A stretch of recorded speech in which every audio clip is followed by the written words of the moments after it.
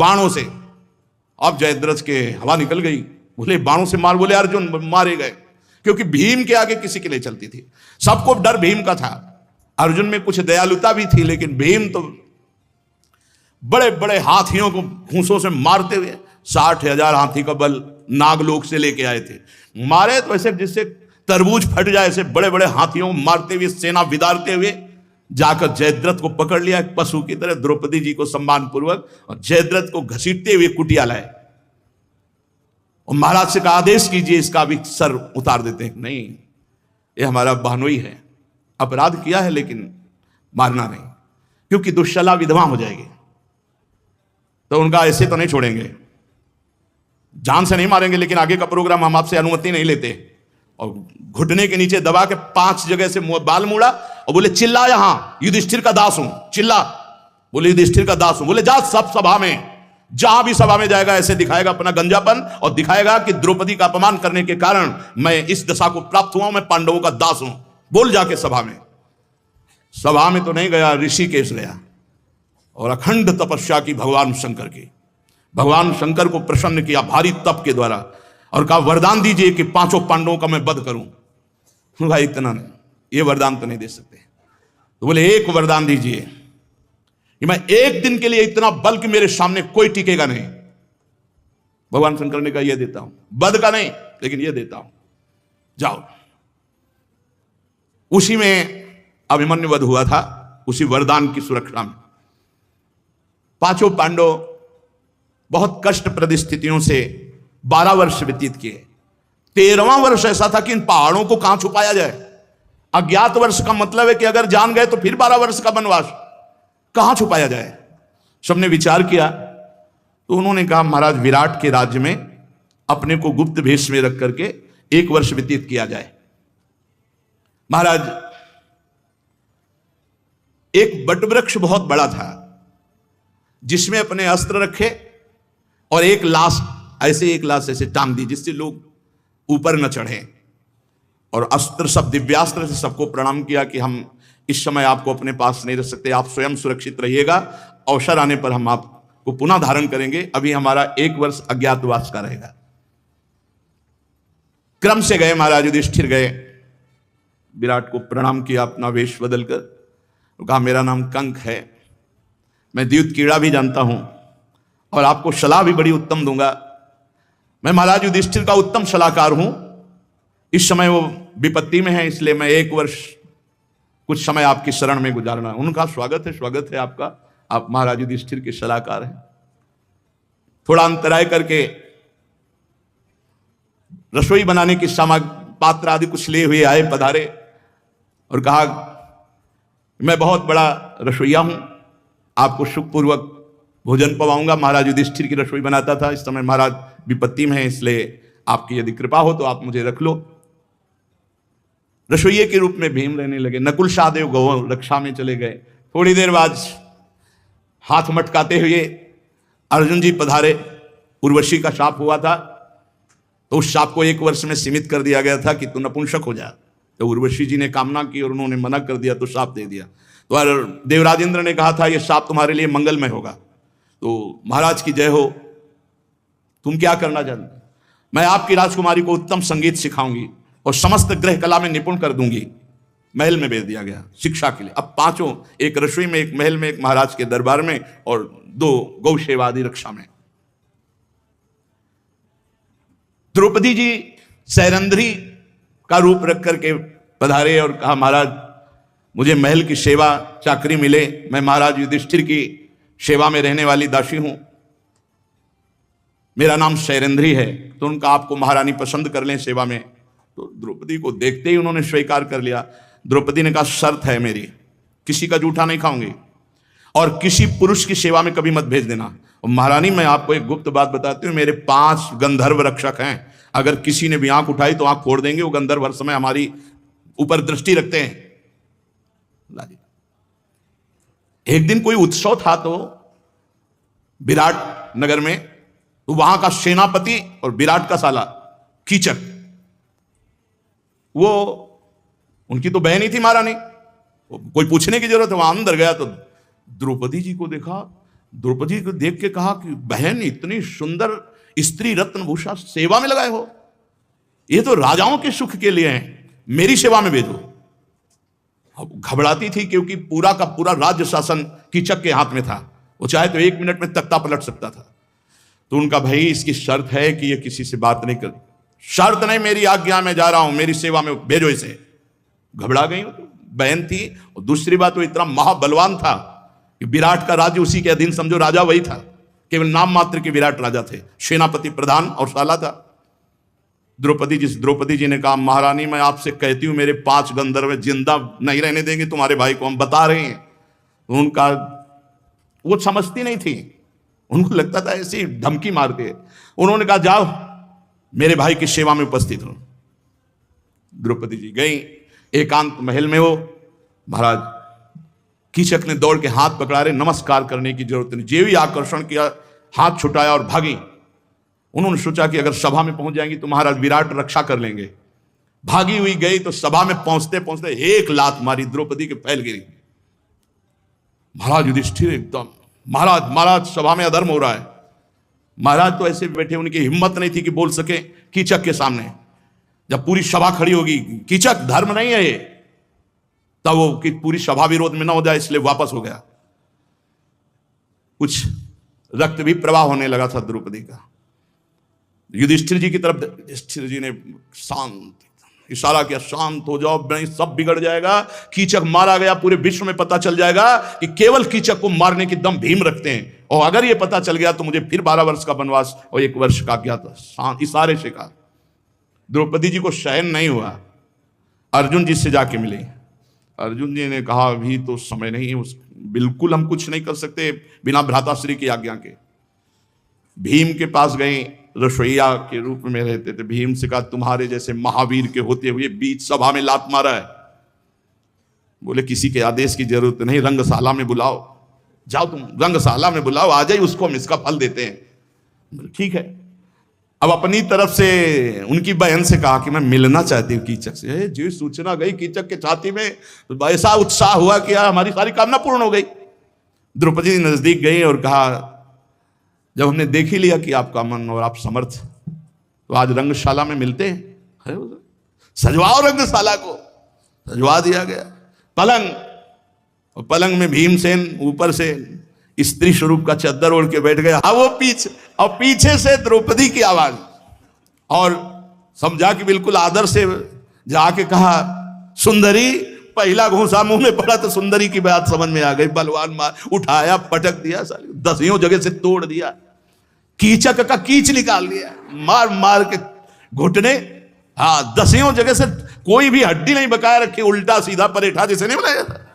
सब कीचक की पूरी कामना मनोकामना, और जाके प्रधान द्वार पर पटक दिया। और फिर रसोई में। अब ये हुआ महारथी सेनापति कीचक को इस विधि से कोई मारा, मनुष्य तो मार ही नहीं सकता, मनुष्य नहीं मार सकता। कीचक के 100 भाई थे, 100 सब सेना एकत्रित हो गई। बोले हमारे भाई की अंतिम इच्छा द्रौपदी है, द्रौपदी के कारण मारा गया, तो द्रौपदी को कीचक की लाश के साथ बांधो और चिता लगा दो, अंतिम भाई की इच्छा पूरी हो। बांध दिया द्रौपदी को, कोई बोलने वाला नहीं था। तो जब बांधा तो आवाज लगाई, रक्षा करो, मेरी रक्षा करो, मेरी रक्षा करो। 5 गंधर्व मेरी रक्षा में, वो मेरी रक्षा करें। रसोई में और लोग थे, तो आपस में चर्चा कर रहे थे कि अब भाई बड़ा अनर्थ हो रहा है। भीम ने पूछा क्या? बोले द्रौपदी को, वो जो सैरेंद्री थी उसको कीचक के शरीर के साथ बांध दिया गया और आग लगा दी जाएगी। बोले अच्छा। और रसोई फांद करके, और जहां चिता लगाई जाती थी वहां पहले ही गए, पूरे शरीर में रज लगाई, एक ताड़ का वृक्ष लंबा उखाड़ के खड़े हो गए। जो ही वहां पहुंचे 100 कीचक जो थे ना, उनको कीचक के साथ ही फैला दिया, और जितनी सेना से मार मार वृक्षों के सब भाग पड़े। द्रौपदी को छुटाया और कहा इस साधारण वाले मार्ग से आगे आगे चलो, और उनको घर भेज दिया। पूरा विनाश कर दिया कीचकों का। अब घुटने टेक करके विराट की पत्नी ने कहा देवी मेरे सब भाई मार। तो बोले हमने बताया था ना 5 गंधर्व हमारी रक्षा में रहते हैं। जब कौरवों को यह पता चला कीचक मारा गया 100 भाइयों सहित, दुर्योधन ने कहा पक्का विराटनगर में 5 पांडव हैं, क्योंकि और किसी की सामर्थ्य नहीं, इस तरह से कीचक को मारना केवल भीम की सामर्थ्य है। अब ऐसे को थोड़ी बोले आक्रमण करो, उनकी गौओं को छीनो। तो अगर पांडव होंगे तो जहां पांडव होंगे वहां कोई विजय नहीं प्राप्त कर सकता, वो जरूर आएंगे। लगभग समय निकल चुका था, अज्ञातवास का भी पूरा होने वाला था। अब भीष्म जी, द्रोणाचार्य जी, अश्वत्थामा, कृपाचार्य, कर्ण सब तैयार हुए, क्योंकि दुर्योधन का आदेश। अब रथ में सब अपने अपने सज करके अलग अलग गौएं एरिया में रहती थी कि 10 लाख गौएं महाराज की इधर, 10 लाख उधर। तो जे ही पहली गौओं के बैच को हस्तिनापुर के सैनिकों ने अपने अंडर में किया, सूचना पहुंची विराटनगर में कि गौओं पर आक्रमण हो गया, वहां की गौएं छीन ली गई, सब गौओं की रक्षा अत्यंत आवश्यक है। अब सलाहकार युधिष्ठिर जी थे कंक के रूप में, तो उनका महाराज, अपने आप का महाराज, यदि विहंडला को सारथी बनाकर महाराज उत्तम जाए तो हस्तिनापुर पर जितने सैनिक आए सब पर विजय प्राप्त हो सकती है। क्या बात करते हो, नाच गाना कराने वाली विजय प्राप्त। और महाराज मेरी बात मान लीजिए, अगर उत्तम के साथ विहंडला सारथी बनकर के जाए तो विजय प्राप्त हो, तो तुमने उत्तम को नपुंसक समझ रखा है। अरे मेरा वीर पुत्र है। और महाराज फिर भी कहता हूं, जहां भीष्म, द्रोणाचार्य, कृपाचार्य, अश्वत्थामा, वो बात सुन। फिर लगा कि एक बार मान करके देखे, तो बुलाया बृहन्नला, तुम सारथी के कार्य को जानती हो? तो उनका महाराज रथी और सारथी सब कार्य जानती हो, एक बार अवसर दीजिए। उनको लगा कि ऐसे ऐसे हाथ नचाने वाली, और वो तो समझते नहीं थे गांडीव धनुर्धारी अर्जुन है। उत्तम सारथी बृहन्नला, उत्तम जाइए। उत्तम से पूछते जाते, रास्ते में बात कर, वो बड़ी डींग हाँकता। जे भी देखा भीष्म, द्रोणाचार्य, सब बड़े बड़े इनके ध्वजा पताका फहरा रहे हैं, उतरा भाग पड़ा, बोला हम इनसे नहीं लड़ सकते। अरे बोले अब बेइज्जती की बात है, सारथी बन के मैं आया हूं, बिना विजय के वापस नहीं जाएंगे। उसको पकड़ के जबरदस्ती बैठा कि बैठ। उनका मैं नहीं, मुझे आत्महत्या लेकर लील के सामने ये सब मार डालेंगे। तो कहा देख, अब वो वृक्ष के पास ले चल, वहां गए, चढ़, लाशें हटाई, उतार, दिव्यास्त्र देखे, ऐसा बड़ा धनुष गांडीव। कहा आप कौन है?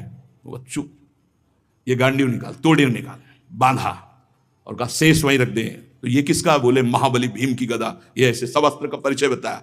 बोले इसका मतलब आप अर्जुन हैं?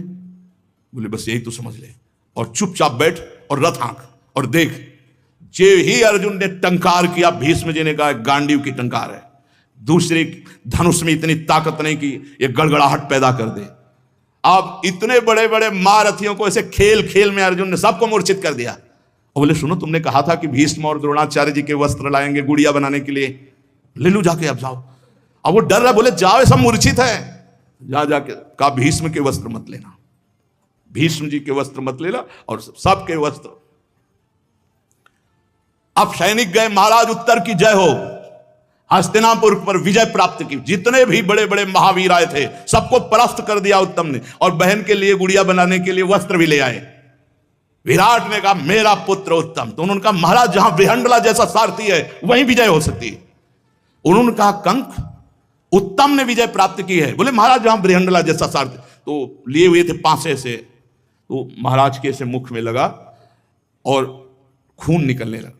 तो पहले उन्होंने कहा वही रोक देना, विहंडला को बिल्कुल प्रवेश ना होने पावे। युधिष्ठिर ने कहा वही रोक दो, और रक्त प्रवाह हो रहा था। पहले रक्त कैसे, अर्जुन का प्रण था अगर भाई युधिष्ठिर के एक बूंद रक्त को देख लेंगे तो विध्वंस कर देंगे। महाराज विराट को लगा कि मेरे से गलती हो गई क्या।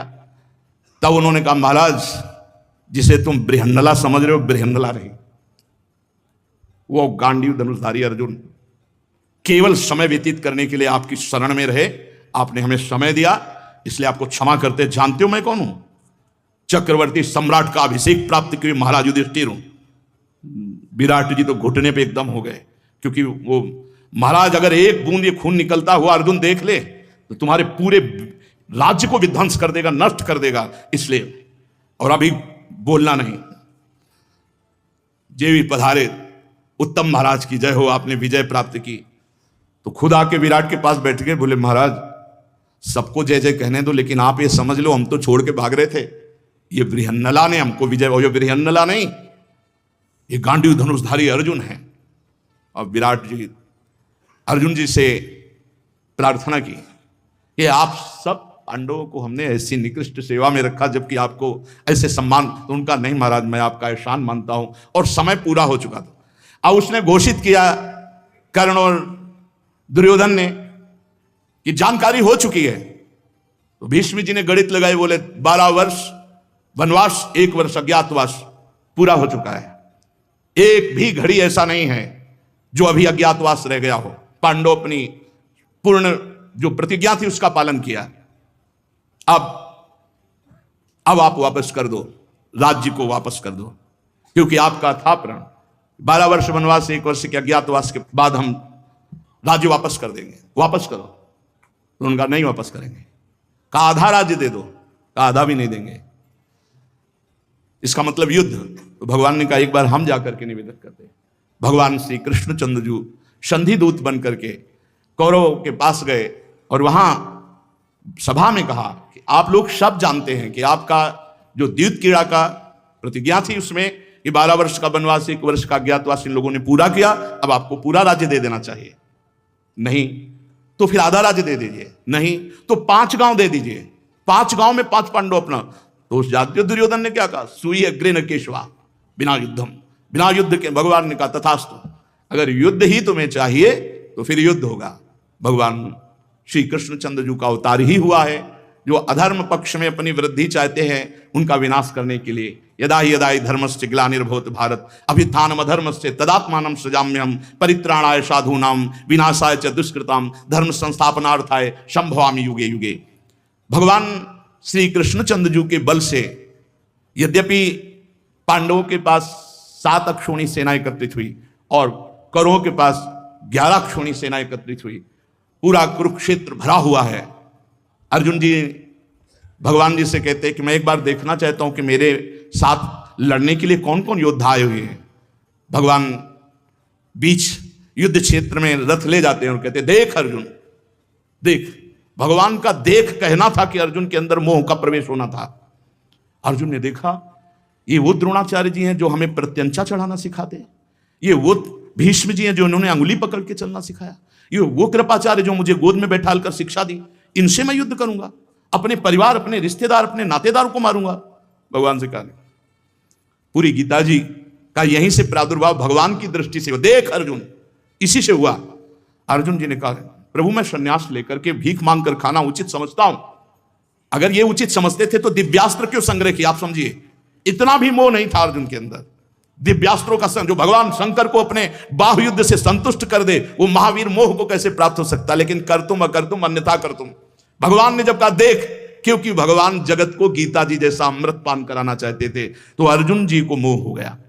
भगवान श्री कृष्णचंद्र जी ने तब तक उपदेश नहीं किया जब तक अर्जुन ने ये स्वीकार नहीं किया कि मैं शिष्य हूं आपका, आपकी शरण। कार्पण्य दोषो प्रहत स्वभावा प्रचामि त्वाम धर्म सम्मूढ़ चेता। प्रभु मैं कायरता रूपी दोष से युक्त हो रहा हूं, मेरी मूढ़ता बढ़ती चली जा रही, मेरा परम श्रेय कल्याण क्या है? शिष्यस्तेहं साधिमाम त्वं प्रपन्नम, मैं आपकी शिष्य हूं, आपका शरणागत हूं, आप कृपा कर। भगवान ने 18 अध्याय गीता अमृत का अर्जुन जी को पान कराया, फिर सुदृढ़ ज्ञान संपन्न करके महान स्थिति प्रदान करके नष्टो मोहा स्मृति लब्धा तत्प्रसादान में अच्युता, फिर युद्ध हुआ। युद्ध में सदैव धर्म की और अधर्म की जो दुर्वृत्तियां होती हैं उनमें विजय धर्म की होती है। बीच में लड़खड़ाहट कितनी भी आवे। धृतराष्ट्र जी ने पूछा संजय तुम्हें भगवान व्यास देव जी ने त्रिकालज्ञ बना दिया है, इस समय तुम दिव्य दृष्टि संपन्न हो, तुम ये बता सकते हो कि विजय किसकी होगी? बोले हाँ, यत्र योगेश्वरा कृष्णो यत्र पार्थो धनुर्धया तत्र श्री विजयो भूतिर्धुआ नित्यमतिर्मम। जहां योगेश्वर भगवान श्री कृष्ण है और धनुर्धारी अर्जुन है अर्थात कर्तव्य पालन करने वाले, वहीं श्री विभूति विजय सब कुछ वही है। भगवान की शरण में रहकर हमारा जीवन एक युद्ध है। काम क्रोध लोभ मोह मद मत्सरी हमको परास्त करने आते हैं, पर हम भगवान के वचनों के आधार पर अपने जीवन को चलाकर इन दुष्ट स्वभावों पर विजय प्राप्त करके भगवत प्राप्ति करते हैं। खूब नाम जप करो, भगवद आश्रित रहो। शेष चर्चा आगे। श्री राधा वल्लभ लाल की।